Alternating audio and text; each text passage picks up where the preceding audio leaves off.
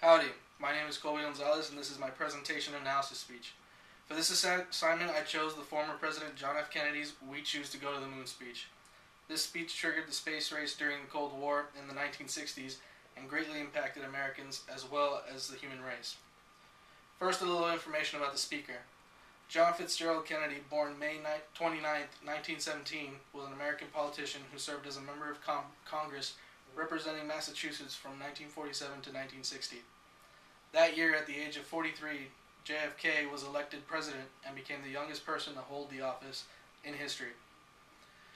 Events during his presidency include the Bay of Pigs, the Cuban Missile Crisis, and more notably to this speech, Project Apollo, which would culminate in a moon landing. But before President Kennedy could see the moon landing himself, he was assassinated in Dallas, Texas on November 22, 1963. There are many conspiracies surrounding his death, but none took away from the messages he left in life.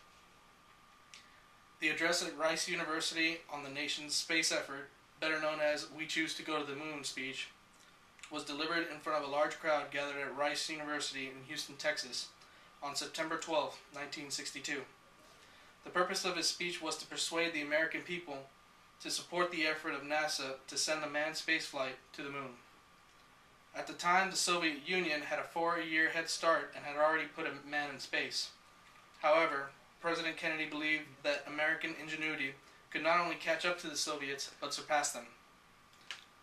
He also speaks of the trials and tribulations of our race and what it has overcome so far, and states, "We choose to go to the moon in this decade and do other things, not because they are easy, but because they are hard."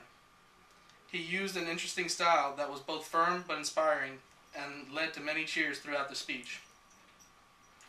After President Kennedy's speech to Congress and the one delivered at Rice, support for funding the international space race grew.